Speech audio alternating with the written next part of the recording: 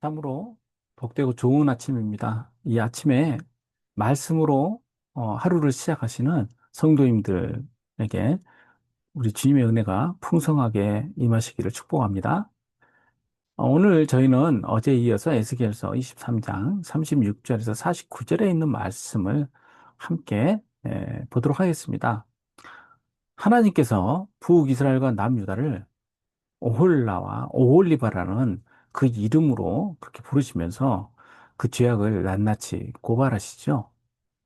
겉으로는 하나님을 섬기겠다라고 말하면서도 그들의 마음은 주변 이방 나라의 우상들에게 향하여 있었습니다. 그들의 힘을 연애하고 그들이 가진 것을 그렇게 욕망하였습니다. 하나님께서는 이 겉과 속이 다른 이러한 모습을 용서치 않으시고 고발하시죠. 여호와께서 에스겔에게 이렇게 말씀하십니다. 인자야 내가 오홀라 오홀리바를 심판하느냐? 그러면 그 가증한 일을 그들에게 말하라.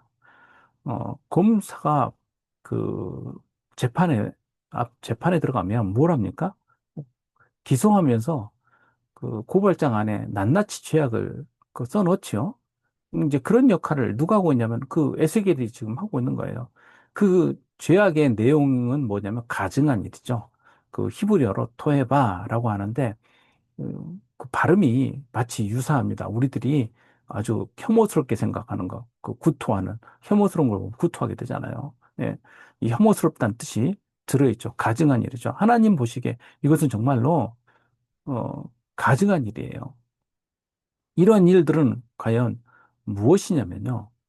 어, 한 마음이 되어서 이미 역사적으로 끝나버린 것 같은 이 북이스라엘이 저질렀던 그 죄악상이 똑같이 유다 가운데 이어지면서 이루어지고 있는 일들입니다.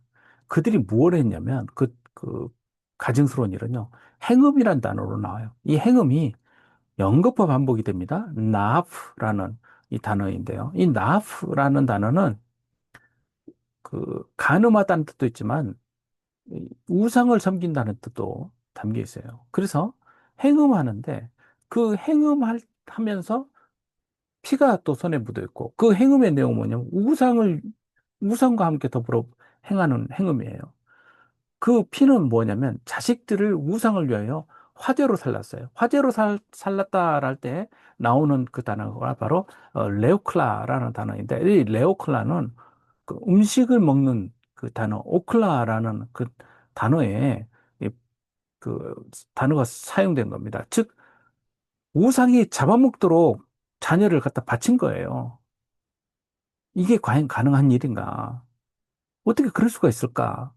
근데 역사적으로 보면 현대에서 과거만 이런 끔찍한 일이 일어난 게 아니라 오늘날에도 사람들이 마치 자녀를 자신의 그 소유물인 것처럼 생각하면서 그 가족들과 함께 뭐 그 동반 자살을 하면서 세상도 모르는 그 애들을 함께 죽인다 할지 이런 일들이 오늘날에도 일어나는데 그와 더불어 보면은 그 가까운 사람들의 그 그루밍 때문에 자녀를 학대하다 죽이는 그런 어처구니 없는 일도 일어나잖아요.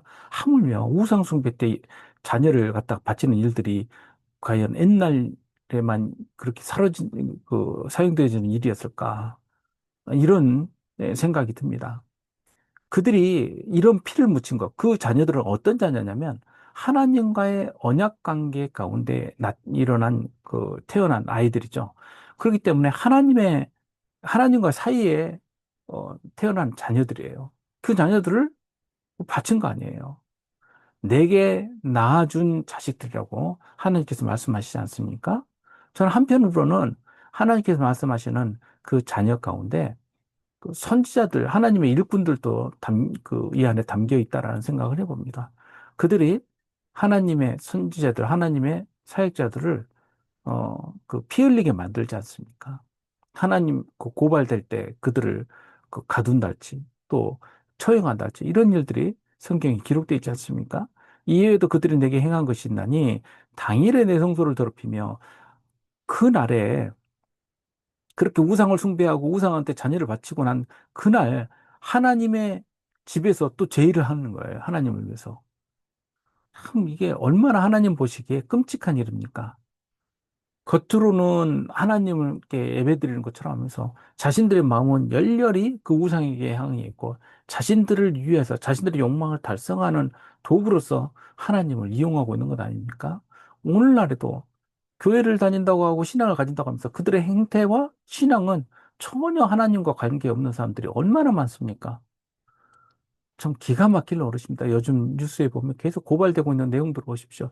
전부 교회, 기독교, 목사 이렇게 나오고 있어요.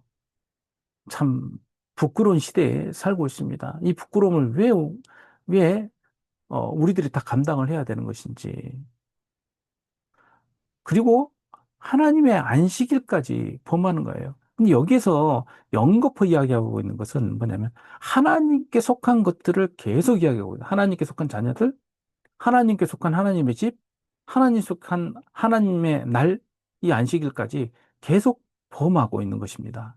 그들이 자녀를 죽여 우상에 드린 그 날에 성소에 들어와 더럽혔고 내 성전 안에서 그렇게 행하였다라는 것은 끔찍한 하나님께서 가증스럽게 생각하는 가장 그 핵심적인 내용 가운데 들어가죠. 또 사제를 먼 곳에 보내 사람들을 불러오게 하고 그들이 오매 그들을 위하여 목욕하고 눈썹을 그리고 스스로 단장하고 잠시 하나님의 눈을 피할 수 있다고 생각하면 그들은 여지없이 그런 이방 나라를 위해서 아낌없이 몸을 내어 놓았습니다. 그리고 거기에 하나님의 가증한 것 중에 하나가 또 뭐냐면 하나님을 위해서 만들어진 향과 기름을 그 위에 놓고 그들을 위해서 배설해 놓은 거예요. 하나님의 것을 그 우상을 위하여 쓰고 있는 것입니다. 우리 또한 생각을 해 보십시오. 하나님께 구별된 것들을 하나님의 일이 아닌 하나님을 향하여가 아닌 우리들의 욕망을 위하여 그렇게 배설하고 있는 것들이 얼마나 많습니까? 그 무리와 편히 짓거리고 즐겼으며 잡류와 술 취한 사람들이 와서 꾸며주었다는 거 아니에요. 이 모든 것들을 하나님께서 다 보고 계시고 또 고발하게 만드십니다. 내가 음행으로 세한 여인을 가리켜 말하노라 그가 그래도 그들과 피차 행음하는도다. 음행으로 세하였다라고 할 때 여기에 히브리어로 라발라 니우핌 이런 게 즉 니우핌 나프 아까 그 말씀드렸던 그 간음이라는 단어가 뒤에 있어요. 그 날 같지만 아주 오래된 되었지만서도 그렇게 음행 가운데 점차 쇠약해지고 있는 거예요. 그 쇠약해지다는 그 라발라라는 단어가 그 낡은 가죽 부대를 말하거든요. 즉 포도주를 담거나 음식물을 담거나 또 옷이나 신발을 말할 때도 이 쓰여지는 거예요. 낡은. 그 이 단어가 여호수아에서 9장에 보면 기브온 거민들이 가나안 사람이 아닌 것처럼 꾸밀 때 자신들의 행색을 이 낡은 것을 꾸밀 때 쓰여진 단어예요. 그리고 또 창세기 18장에 보면 사라가 자신이 아이를 낳을 수 없는 상태인 것을 말할 때 쓰여지는 단어가 바로 이 낡은이라는 단어입니다. 라발라. 이것을 통해서 이러한 그녀의 간음 행위가 그녀를 계속 쇠약하게 만들었다라고 표현하기도 하고 또 하나는 쇠약해졌음에도 불구하고 그 간음 행위에서 빠져나올 수 없는 그녀의 이미 거기에 딱 빠져버린 헤어나올 수 없는 상태를 표현하고 있기도 합니다. 우리는 항상 청춘일 것 같은 생각을 하죠. 저도 그렇습니다.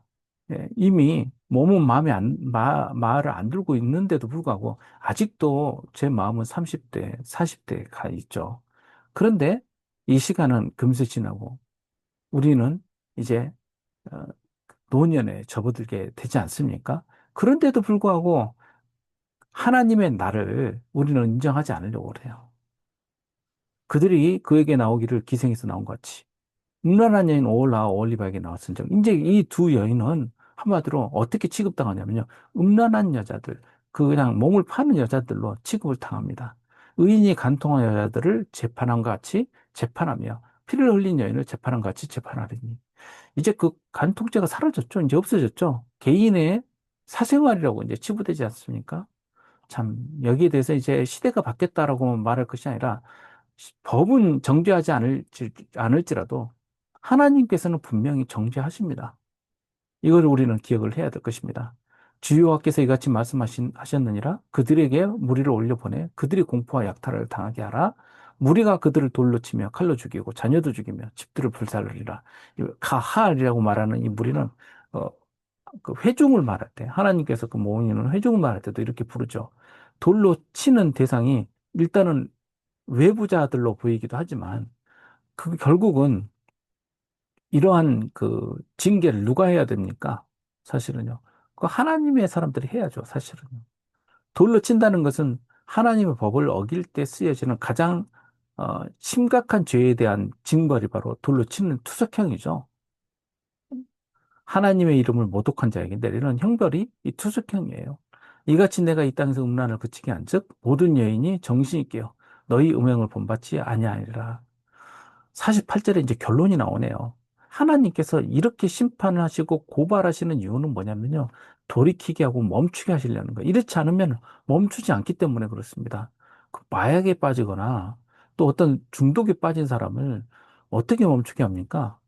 강제로 붙들어 매지 않으면 이게 해결이 안 돼요. 예. 하나님께서는 이런 그 죄악을 멈추시게 하기 위해서 징벌을 사용하십니다. 성도 여러분, 우리가 하나님 앞에 징벌당할 때, 그때 깨달을 때가 있겠지만, 그 전에라도 이제 깨달아야 됩니다. 우리에게 이렇게 말씀 통해서 들려주실 때, 우리는 돌이켜야 되죠. 하나님의 길로.